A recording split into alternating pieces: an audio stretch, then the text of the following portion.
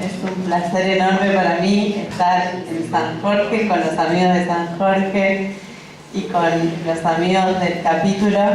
La verdad que por ahí, para los que no conocen internamente, esta gente que forma parte del capítulo del Litoral son personas muy apasionadas, muy inteligentes, muy generosas con sus conocimientos permanentemente, en grupo, trabajando, bueno, en muy poco tiempo nos organizamos y se avanzó y hoy es el sexto encuentro que tenemos acá en San Jorge, además de felicitar al capítulo, por supuesto, a Miguel, que hace un esfuerzo enorme. Este año no lo pude acompañar, pero sé el esfuerzo que es traer la capacitación al interior.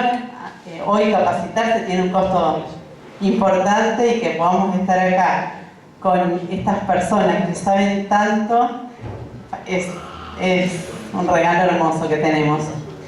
A mí me toca presentar a mi amigo Edgardo Monsalvo de la ciudad de Armstrong, que bueno, su tema es un gordo dilema, desafío entre paciente y médico. ¿Cuántos desafíos para ambas partes? Tolerancia, escucha profunda, no solamente desde el oído, sino desde el alma.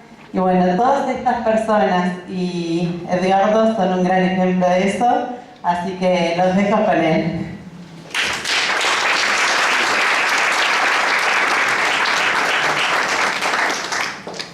Cuando uno se va poniendo grande, lo primero que aprende es agradecer. Entonces, formalmente hay un agradecimiento al capítulo Litoral, un agradecimiento a las industrias que posibilitan que nos juntemos, un enorme agradecimiento al doctor Yadós por ese tesón y esa pasión que todos exageraron de él, y un profundo agradecimiento a los concurrentes. Nosotros que somos viejos concurrentes de estos encuentros, si bien nos gusta, sabemos que todos hacemos un sacrificio para estar en este tiempo. Ese sería el agradecimiento formal. Algunas personas me conocen, otras creen conocerme y la mayoría no tienen ni idea quién soy.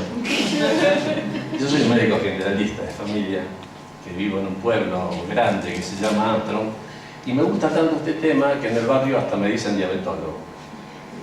Y en realidad siempre tengo la idea de que quien se para acá adelante tiene un saber y presenta algo para contar desde ese conocimiento y ese saber, y vamos y nos sentamos enfrente para aprender de ese alguien. Les aviso que les voy a romper el paradigma. Ir a ver un tipo que no sabe. Pero ¿qué pasa? Con el tiempo uno se puede dar el permiso de decir esto no lo sé. Y lo puedo abrir, lo puedo compartir y lo puedo abrir a todas las opiniones. Este lugar, San Jorge, es un lugar que fue parido como un gran libro, donde nos sentamos, tomamos mate, nos reímos, somos informales. Y quiero preservar eso. Les cuento una sola cosa más. El 20 de marzo del 2020 se cierra la Argentina por una cosa llamada pandemia, que hasta ese tiempo estaba mucho en Bélgica, en Italia, donde la mayoría se morían, y había algunos casos en Brasil. La cosa es que debe que guardarse. A los 5 días de estar guardados, empiezo con fiebre. Y empiezo con hisopado positivo, internado. La mayoría se muere. No tenía ganas de morir. Pero uno pone en juego esa vulnerabilidad. Y de pronto, en ese salir, en ese regreso, uno se pregunta para qué sirven los grupos. Por ejemplo, con la mayoría de la gente que formó el grupo, nos conocimos en un colectivo y nos atrajo la diabetes, y el discurso fue: vamos a sentirnos un poquito menos solos. Pero en ese momento de vulnerabilidad, por ejemplo, recibo la llamada de Nati, que agradezco tanto que me haya presentado ella, para decirme: te digo lo que te pasa, ¿cómo andás? Vaso de agua en el desierto. O por ejemplo, trabajaba con el flaco Borsetti, que no está acá, en el mismo hospital, y no nos hablábamos, pero no por mala onda, no hablábamos. Y el grupo hizo que empecemos a ser amigos. ¿Para qué sirven los grupos? Para esto, para semblantearnos, para mirarnos, para reconocernos, para acompañarnos. Tú completaste, ¿no? Jornadas San Jorge.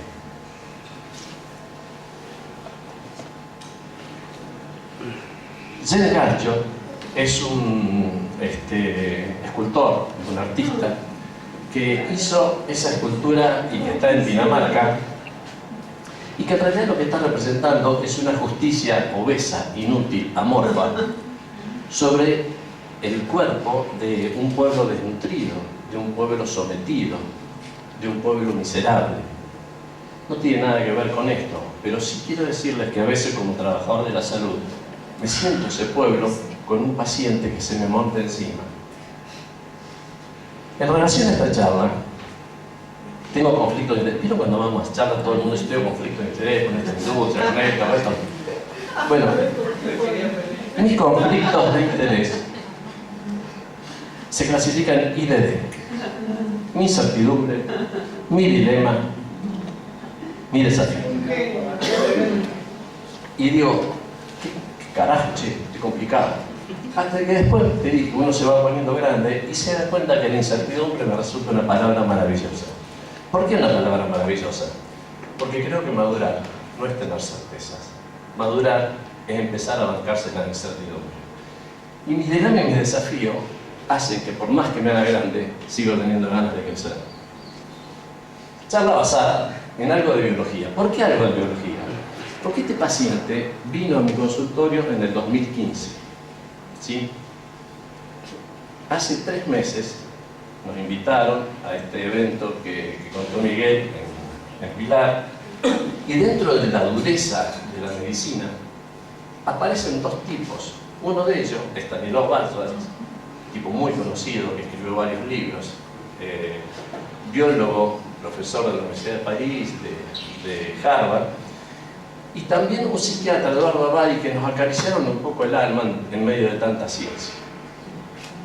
Entonces dije, yo esto, que lo había leído, sus libros ya por el 2013-2014, digo, yo quiero hacer una digresión de ese paciente que vi hace 7 años atrás. ¿Saben lo que es una digresión? Una digresión es un efecto de romper el hilo del discurso y de introducir en él cosas que aparentemente no tienen ninguna relación con el hilo principal que estamos hablando. Por lo tanto, puede que yo diga cualquier barrabasada y me vaya un rato del paciente. El objetivo de esta charla, en realidad, el objetivo de esta charla es contarles un encuentro entre una persona llamada paciente y una persona llamada médico, empezar a ver nuestros actos, nuestras subjetividades y a partir de ahí reconocernos como un encuentro entre 2 seres humanos. No pretende esta charla transmitir un saber. Es más, todo puede y debe ser cuestionable. ¿Por qué? Porque ya acá también muestro todos mis errores. Algunos forzados y algunos seguramente porque no me di cuenta que lo estaba cometiendo. Este paciente no es un caso clínico. Los casos clínicos tienen demasiada biología. Los casos clínicos tienen laboratorios, tienen exámenes complementarios. Tuve la suerte de leer los libros de Francisco Paco Maglio. Muchos de ustedes lo deben conocer. Es eximio médico. Y un día, choluleando, me acerqué a él en una conferencia de un congreso internacional y a los 15 días Paco estaba en mi casa. Me estaba dedicando el libro que se llama La dignidad del otro y me tiró 3 o 4 saberes y dijo, a nuestras historias clínicas le falta la historia de vida del paciente. Ayer se habló algo de Alejandra, hoy hizo hincapié en esto, Dani. Hablamos de casos clínicos, no hablamos de personas. Y yo me atreví groseramente en poner, y el médico también, porque los médicos somos sujetos. Y que siempre te llega alguien y te dice, ¿qué onda tengo con esto? ¿La puedo sostener? ¿Está? Esta es la foto de Paco.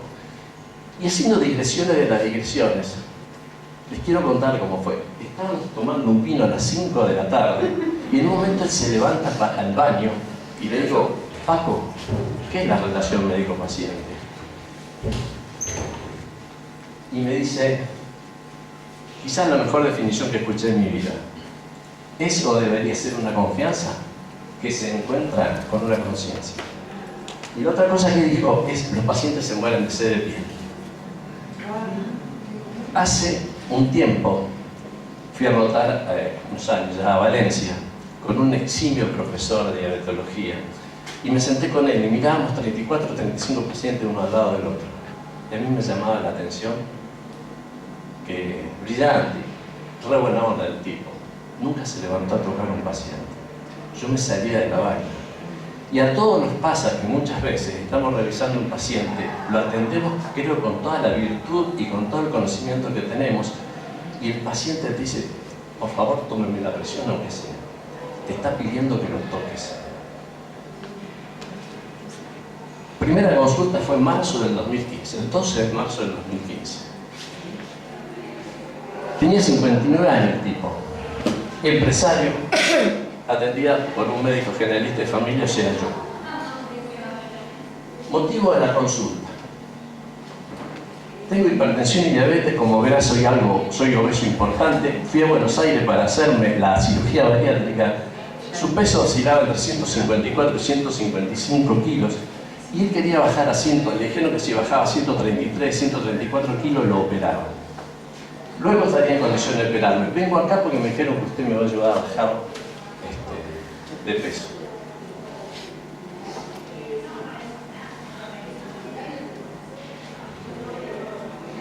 Coincidimos que el paciente de todos los días, nada más que estaba un poquito más gordo de lo que uno esperaría. Primera impresión, esto lo saqué de internet. Vino acompañado con su mujer, que parecía su sostén, más o menos era la fisonomía, él así, y ella, una mujer un poco más alta, parecía su bastón. ¿Y qué me cuenta? Que el año anterior se había ido a una feria a los Estados Unidos y que se había encontrado con otro gordo en esas ferias multinacionales, en realidad con otra gorda, y se habían puesto a charlar. Y el concepto que tira es: la diabetes y la religión son los grandes inhibidores de los placeres de mi vida. Y lo que le dice a mi cuerpo tiene tanto de inmoral como de irreversible. Digo esto para tratar de entender con quién estamos hablando.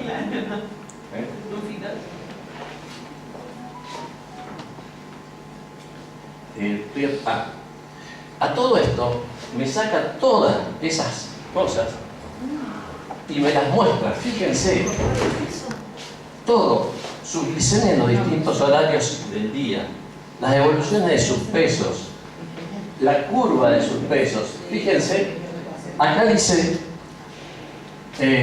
me preparo para la cirugía bariátrica, los niveles de tensión arterial.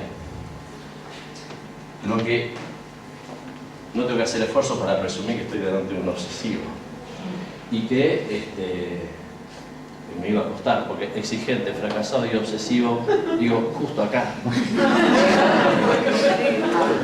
Este me lo mandó ya dos.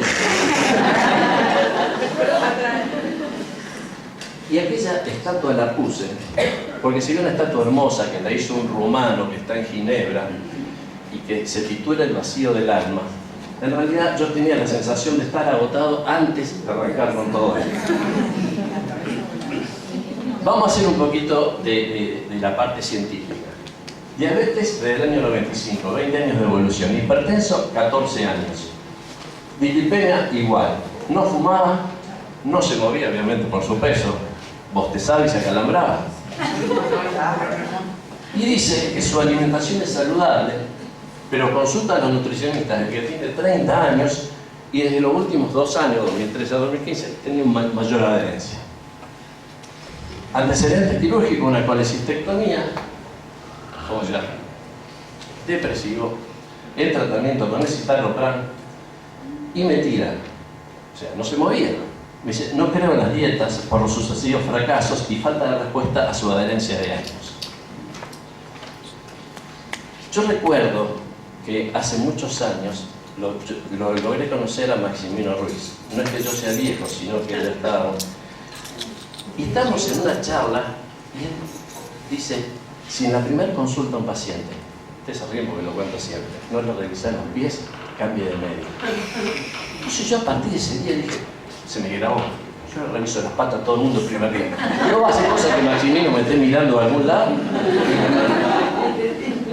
Entonces, hago examen físico, 140-70, el índice de masa corporal crecidito, cintura 158, y le pregunto un poco de historia. Le digo, contame un poquito la evolución de tu peso. A los 25 años pesaba 82 kilos.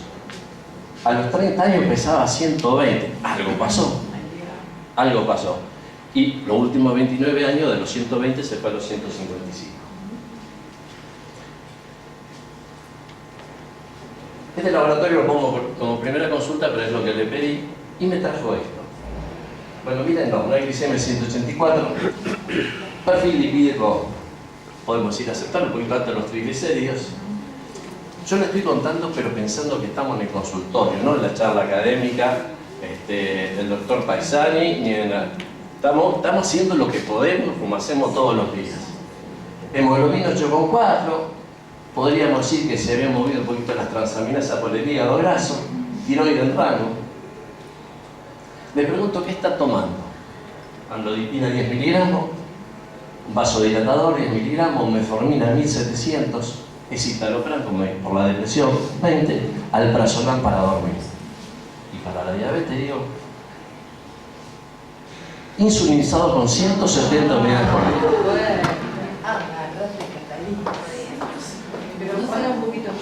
Tenía. Me conozco con este coso, por ahí pego un grito. Fíjense esto. NPH, como insulinización basal, tenía 150 unidades, de las cuales estaban divididas entre 80 y 70. Y aspártica, 20 unidades en 3 dosis. El inicio de la insulinización fue en el 2005, ¿sí? Llevaba 10 años de insulinización, y cuando inició pesaba 130 kilos. Pesa 154, 155 ahora. Durante obesidad mórbida, no sé, hace médico para... Lo primero que hacemos, que nos enseñan a todos, ¿tiene diabetes? ¿Qué diabetes tiene? Lo tenemos que clasificar. Fecha de inicio de la diabetes la tengo clara, la hipertensión más o menos también, el tiempo de insulinización lo tengo claro. Y uno se empieza a preguntar, viste que la cabeza te va bien en ese ratito, tiene complicaciones crónicas, macro, microangiopatía, tiene enfermedad autonómica, tiene reserva beta celular. Si juzgo con el tratamiento, digo, este tipo no tiene un solo islote de Langerhans porque le están arrimando bardal como loco de arriba. Entonces agarro y digo, vamos a clasificarlo. Y me voy, no me voy al año 70, vamos, se acuerdan, 1997, un grupo de expertos en ADA, que publican en el Diabetes Care, la primera clasificación, que es la que usamos hasta hace, la que estamos usando, por así decirlo. ¿Sí? Entonces, ¿es 1? ¿Es 2? Uno, me inclino a pensar, mirando esta clasificación, que es 2. Que está insulinizado, se beta agotó y le pusieron insulina. Pero en el 2008 se fundaron una serie en la Universidad de Lund, en Estocolmo, y el Servicio de Biología Molecular de Finlandia, y empezaron a pensar una clasificación que sea un poquito más pensada en lo fisiopatológico, que sea un poquito más, que nos arrime más con la mayor especificidad a lo terapéutico. Y en la Universidad de Lund se presentaron estos 5 tipos de diabetes, que son alrededor de 13.700 pacientes, entre 18 y 90 y pico años, y esta clasificación es sumamente interesante, que yo creo que a la que le estamos echando mano todos ahora.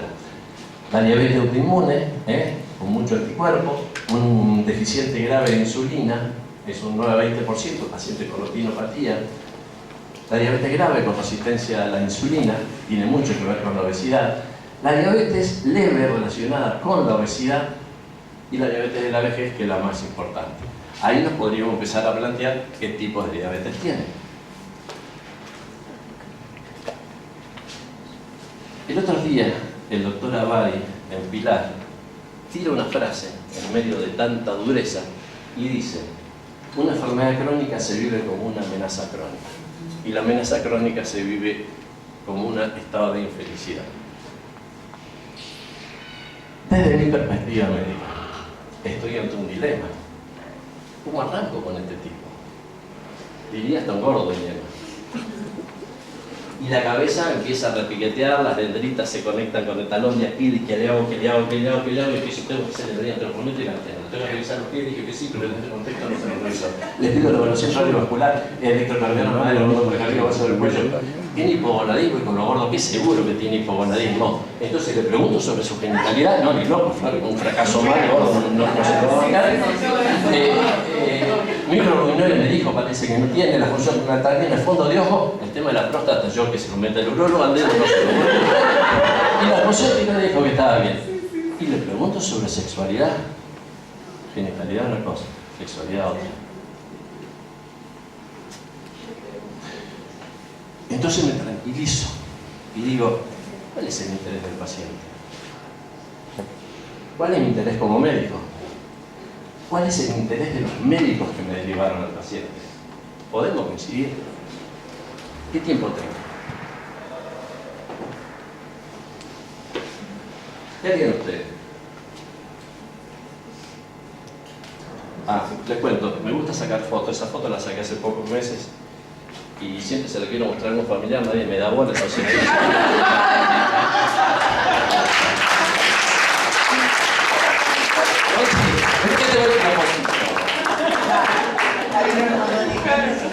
Gracias por verla. Acá empieza el delirio cósmico, que son las digresiones. Y juro que esto, cuando nos sentamos con el Miguel T2, con el Miguel, las digresiones las hacemos generalmente acompañado con un blend o con un bivarietal. Estos fueron solo exclusivamente mías, el doctor Young no las vio. ¿Cómo conviene abordar a este paciente?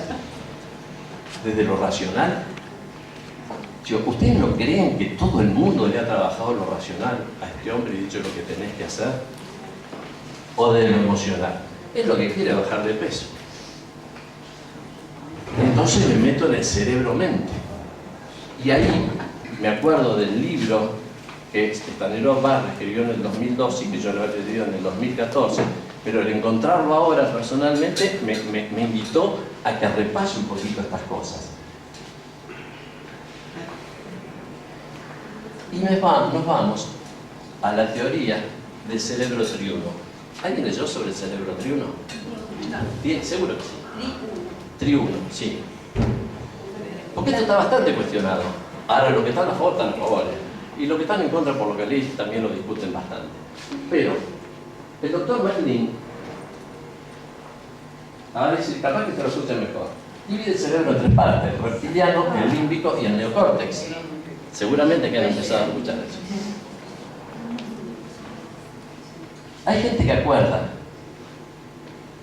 y dice, el cerebro triple de McLean, esto fue presentado a fines del 50, principios del 60, dice que nuestro cerebro humano son tres sistemas cerebrales distintos, que tienen cada uno su propia lógica de pensamiento, que la aparición en nuestra línea evolutiva fue de manera secuencial.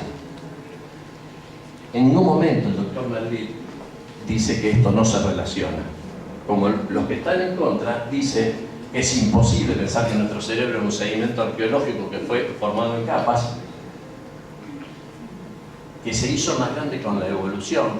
Y sí, ustedes saben que si nosotros extendemos el cerebro y no tuviéramos circunvalaciones, el tamaño de nuestro cerebro sería más o menos el de una mantita de un bebé. Entonces, la evolución hizo que se reorganicen las estructuras internas, los circuitos existentes, que tengamos nuevos funcionamientos. Entonces, algunos lo conocen con el cerebro del reptil, el de la ardilla y el del mono. Más o menos la historia sería así. Estuvimos haciendo una casa donde demoramos en hacer la estructura 500 millones de años. El cerebro del reptil, de la lagartija, está pensado para actuar: ataque, huida, ¿sí? Supervivencia, actividades básicas, compulsivos, automáticos, estereotipados. Hace 500.000 años que apareció nos aparece en la parte baja, troncos basales, tronco encefálico, cerebelo. Y fíjense que los controles esenciales que hace el cerebro es la respiración, sueño, despertar, ritmo, alerta, hambre, agresión. Esa es la foto de Basler. Luego aparece 200 millones de años después el cerebro límbico. El cerebro límbico está más en la parte de la amígdala, el hipocampo, tálamo, cíngulo, y aparecen las emociones. Las emociones son atracción, evasión, enojo, miedo, placer. Y en esto, lo que se produce fundamentalmente es minimizo el peligro, maximizo la recompensa. Porque la emoción es lo que generalmente me empieza a dar el reconocimiento del otro, el reconocimiento parental. Y el cerebro humano, el del mono, tiene apenas 100.000 años. Es el que nos da la lógica, perceptivo, la capacidad de abstracción, interpretativo, planificamos, pensamos. Y si bien decimos que tenemos un cerebro derecho, que es holístico y visual, el izquierdo es un poco más racional e interconectados por el cuerpo calloso. Dato a considerar, y esto me parece interesante, si nosotros miramos nuestro cerebro, el neocórtex, el 85% de la masa de nuestro cerebro es neocórtex. Pero cuando nos llega un estímulo al neocórtex, demoramos 375 milisegundos en darnos cuenta de esa información. ¿Qué tiene? La información llega lentamente y el gasto energético que te hace el neocórtex para hacer todas estas conexiones es bastante alto. En cambio, el cerebro instintivo, el del reptil, el de las emociones, el límbico, digamos, es apenas el 15%. Pero fíjense una cosa, se enteran en 125 milisegundos, o sea que se enteran bastante más rápido de lo que nos pasa. Fíjense el tamaño, ¿no?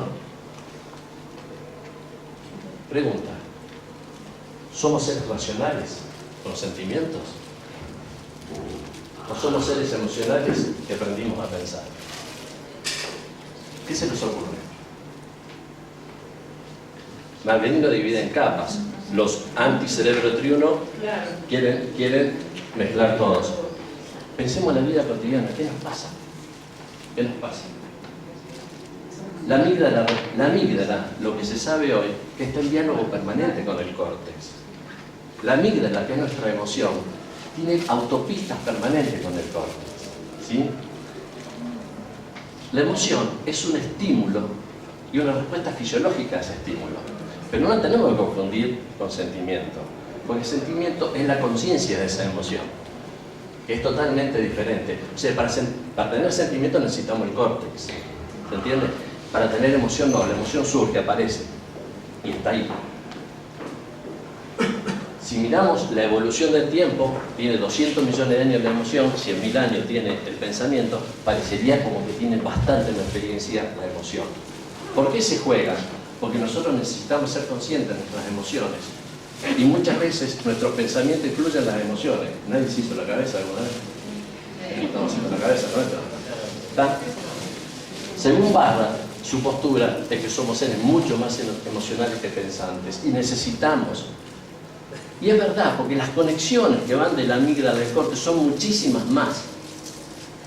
Y las conexiones que van del córtex a la amígdala tienen que pasar por el hipotálamo para frenar la emoción, para frenar el sentimiento y no hacerlo conducta, y es un alto gasto energético. Nos cuesta caro parar una emoción.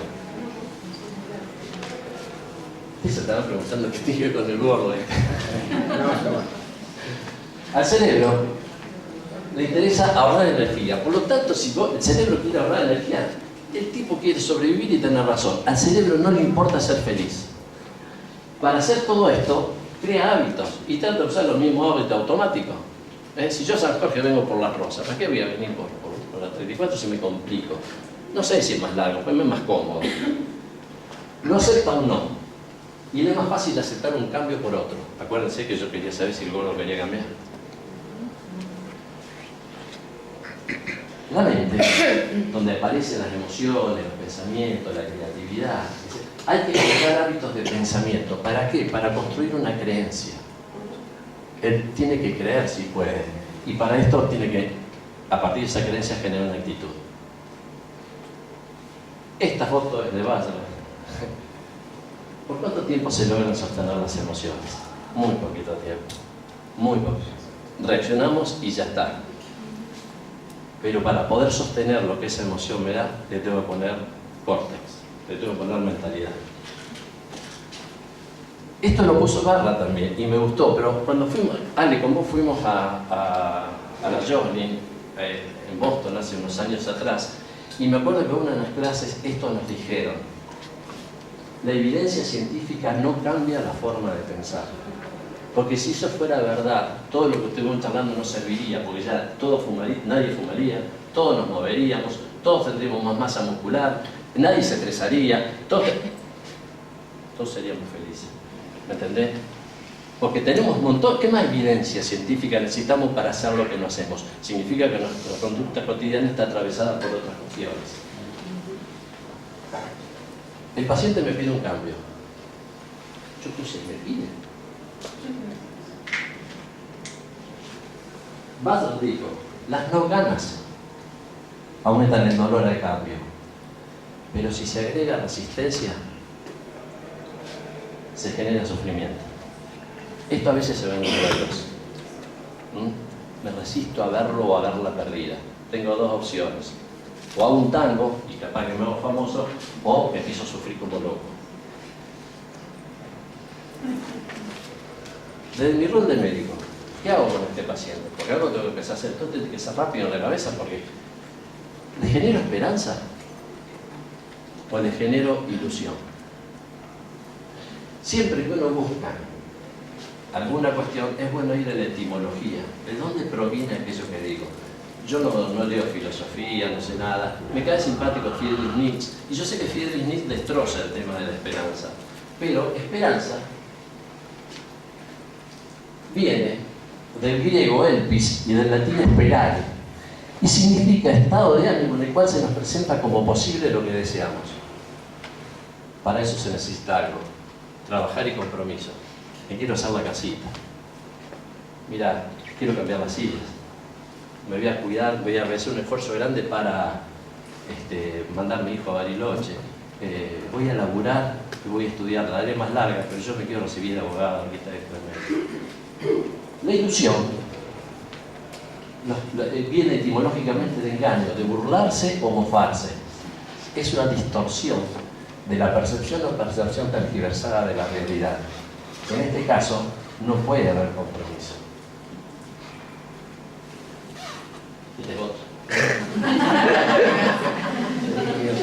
Cuando no sabes por dónde empezar, siempre tenés que ir a los viejos.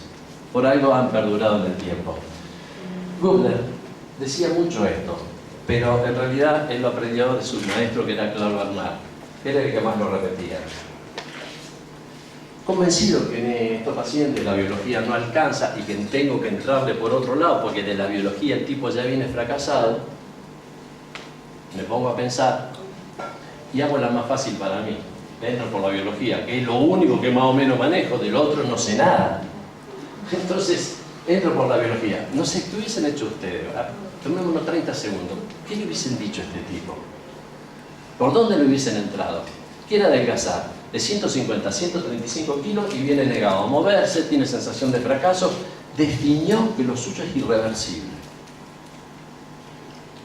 Y único cambio de tratamiento en la primera consulta, ¿no?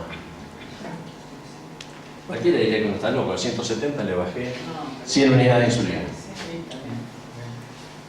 Le puse un inhibidor GLP-1, le di la dapaglifosina, 2015, la dapaglifosina era más o menos, en ese momento no se conocía mucho. En el 2014 fuimos a un congreso a México hablando de dapaglifosina y nosotros decíamos, esto es una basura. En el 2013, 2014 todavía se dudaba mucho de esto glucosúrico. Y le di metformina en 1700. Me consulta a los 20 días, segunda consulta. Algo debe haber pasado para que me haya creído y haya vuelto. De 154 kilos bajó a 148,500. Disminuyó bastante. Siempre en ayuno y con la misma balanza. Y sus glicemias habían mejorado levemente. Fíjense, el peso 155 a 145, de 200 a 270 en ayuno bajó a 165 a 200, y glicemia también bajó en el almuerzo y en la cena. Pero si yo te estoy dando menos insulina, ¿Qué hice de diferente? Está bien, pero esa es un poco la cuestión.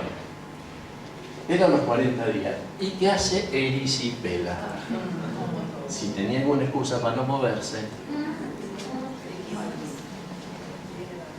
me consulta a los 3 meses. No caminó por más de un mes por Erisipela, pero el tipo bajó a 145 sin hacer nada. Sin cambio a la consulta anterior, orina menos.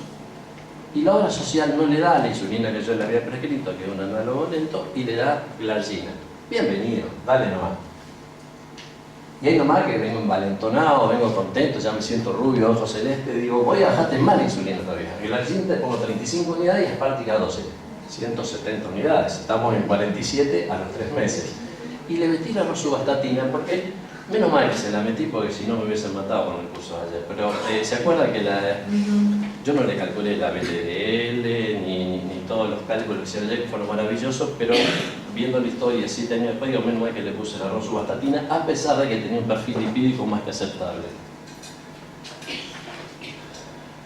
Cae luego y me dice que hay una cirugía de catarata en octubre y la otra en noviembre de ese mismo año. Le patearon el bastón. Se separó de su mujer. Bajó a 105. Fue al gimnasio. Desayuno, glargina 30 unidades, igual, traumatismo de rodilla por caída, celulitis, doble plan antibiótico, no realiza movimientos durante 2 meses. Hay que hablar de biología en pacientes así. Hay que pedirle que cómo está la CPK, el hígado graso, estimular todo eso sin realmente sentirse un pelotudo, porque uno tiene que, antes de médico es persona, y la empatía y la relación. Hay que hablarle de la molécula en medio de este contexto, ¿no? Yo soy de los que no hablé. Lo sigo traicionando a Maximino porque no le revisé los pies, ya era como la 4ª consulta. 10 meses de la primera consulta. 132 para buen tipo. Era para decirle, gordo, andá a operarte, que vos lo que me pediste, ya estaba. Ya está, 100 kilómetros lo quedaba. Mira, 22 kilos bajó en 10 meses. Por las separaciones. No, pero ya venía bajando, ya venía picado. Aparte de la separación, no es que se venían con despelote, fue abrupto. Y eso es peor. ¿Qué pasó? Se empoderó. Lo que imaginás, peor. Pasaron cosas. Después contar. Y él me relata esto. Los cuadros de ansiedad repercuten en mi metabolismo con la hiperglicemia. Era un empresario y empieza con problemas comerciales. Sigo sin poder revisar los pies, sin hablar de nada. No lo va a querer, lo va a tener cuidado. Reaparece. 1 año y 8 meses después. Tiene PAMI. Tiene trastorno de visión bilateral, diplopía. Me trae un certificado de discapacidad visual. Cirugía de macroadenoma de hipófisis por vía nasal. Suspende el uso del liraglutide, que está en 1,2 por costos. Esa suspensión, esto lo agregué yo, después se extendió durante todo el 2018 y el 2019. Y se funde. Y no le revisaste los pies. ¿Viste cuando te compraste un circo? Te renunció el payaso, se murió el león y te crecieron los enanos. Esa sensación. Yo lo cuento así, pero no lo exagero, porque me parece que todos tenemos experiencia.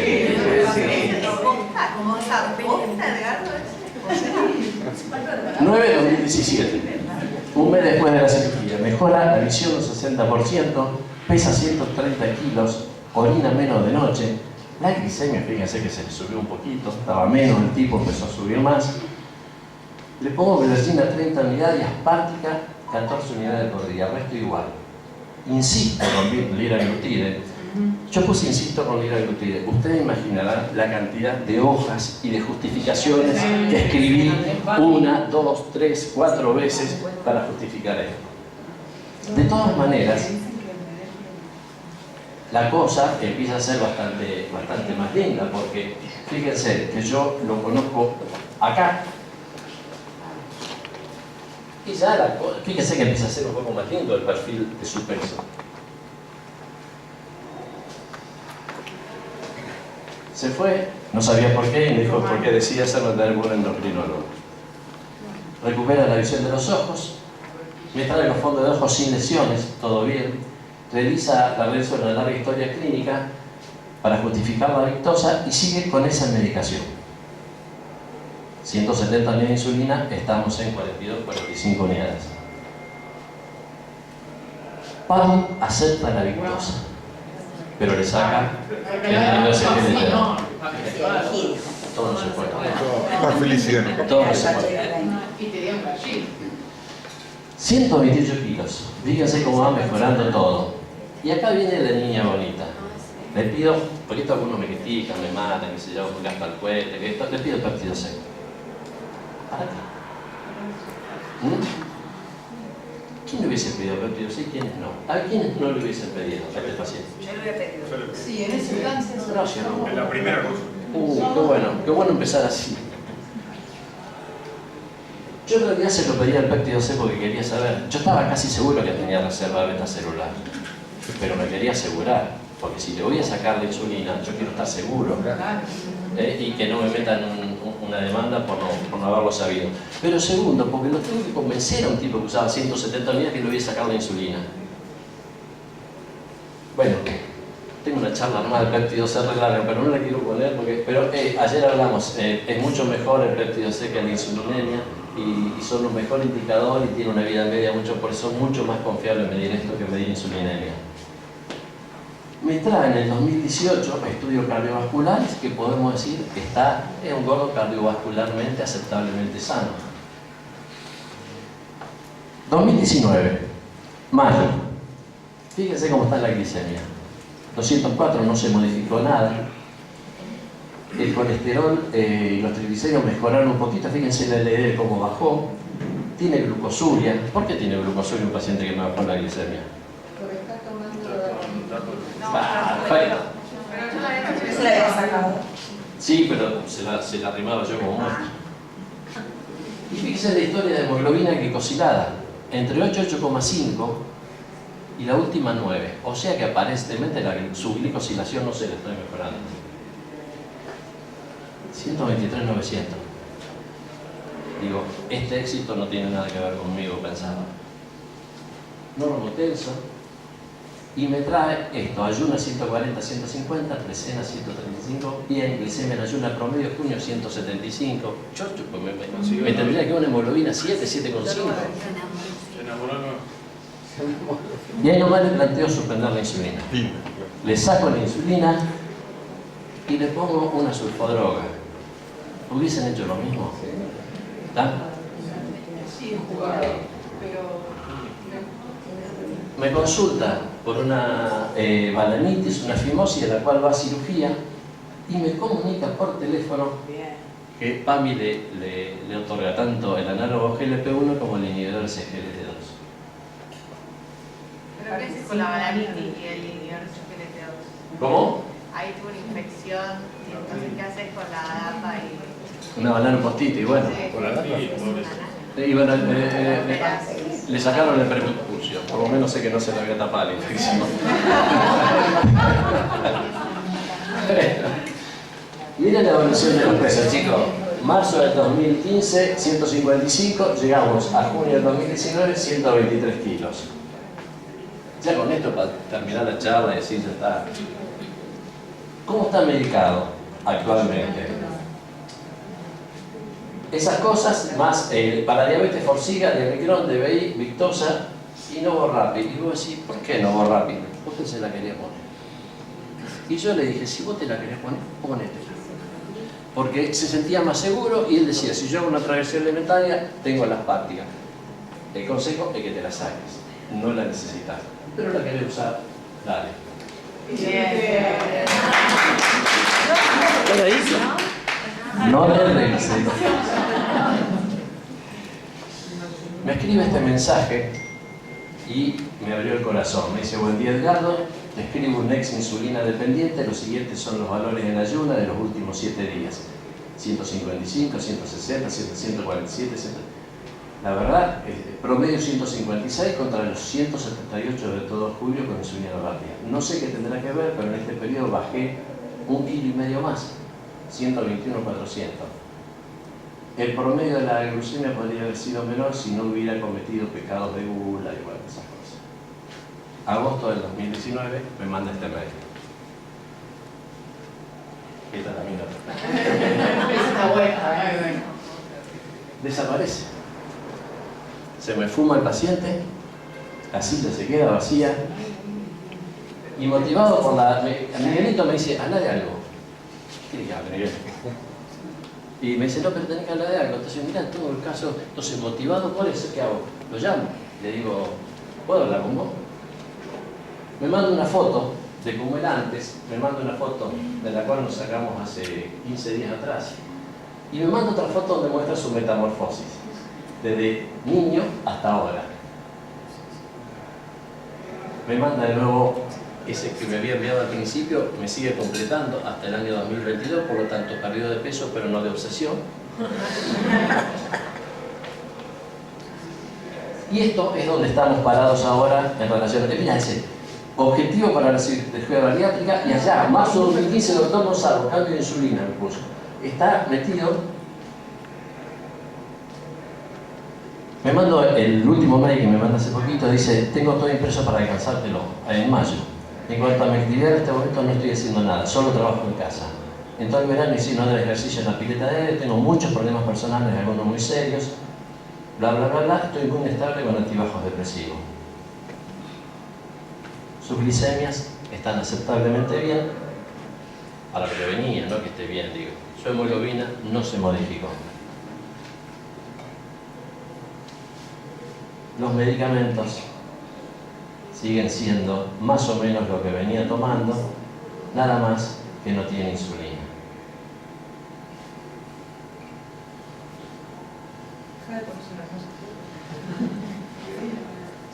No sé, hay millones de aprendizajes. Yo les cuento un poco lo que tomé yo de este caso. Ante la resistencia o miedo al cambio, instalar la idea de reversibilidad. Mira, si no te gusta, si no podés, si cambiar de opinión, se puede volver. Intentarlo. No sirve solo informar, que a mí me parece lo que hacemos los médicos. Informamos y no empatizamos, no nos comunicamos. Es como nos pasa ahora. Qué lindo que es hacer los Zoom, porque aprendemos un montón. ¿Vieron qué lindo con la fuerza que nos abrazamos de ayer? Que necesitamos tocarnos, que necesitamos mirarnos a la cara. Esto es comunicación. Tratar de convertir el saber en una creencia. Solo así logramos que el paciente tenga una esperanza y no una ilusión. Entender que el inconsciente suele ser ocupado por el pensamiento mágico. Ah, me dejó, pero está con el otro, pero se le va a pasar y va a volver. O negativo, no, yo estos 155 kilos no los puedo bajar. Intentar romper el enemigo anterior, no asustar, sino que hacer acuerdos. En varias charlas hoy planteamos el tema de los acuerdos. Bueno, si nos deshumanizamos, ya no tiene sentido que hagamos lo que hagamos, pero no por el paciente que atendemos, sino por el ejercicio de nuestra maravillosa libertad de ser egoístas. Muchas veces hacemos las cosas más importantes de la vida para amarnos a su través. Hasta por eso tengo un hijo. Porque antes de querer esa cosa que iba a hacer, yo quise ser papá. Me amo a su través. Por eso a esa mujer que amo le puedo decir: sin vos me muero. Siempre tiene que aparecer el humano. Esto, si quien no leyó a Viktor Frankl, se lo recomiendo, lo lea. Es un libro muy chiquito, se llama En busca del sentido. Es neurólogo, psiquiatra, es austríaco. Las cosas que él cuenta de haber vivido en el Holocausto son temerosas. Y sin embargo, él, en medio de tanto dolor y tanta muerte, dice: al hombre se le puede arrebatar todo, salvo una cosa, la última de las libertades humanas, la elección de la actitud personal, que debe adoptar frente al destino para decidir su propio camino. Hay veces, creo,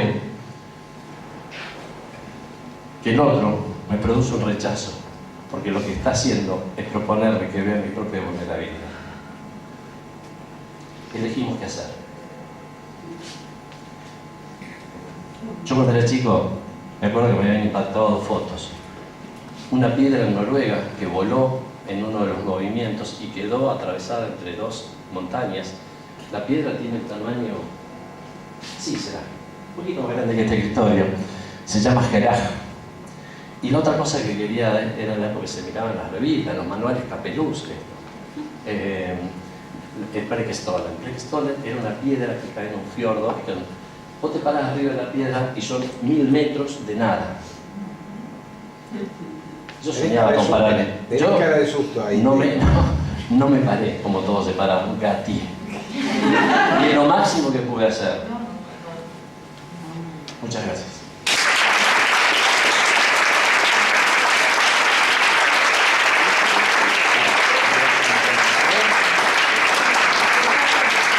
Quiero decir una sola cosita más. Al principio empecé la charla hablando del grupo, hablando de Nati, hablando de Flaco. Podríamos contar un montón de anécdotas de ustedes, de las pijamadas de la casa de Loli y Dani. De la fiesta de disfraces y de las caminatas al cementerio. Claro, y todas esas cosas. De locos. Pero el grupo nos regala confianzas, nos regala empatías, nos regala afectos, nos regala el abrazo contenedor de quien te escucha, nos regala geografías. Y en esta jornada de San Jorge pude llegar al Preikestolen como soñé a los 15 años. Llegué de la mano de un amigo.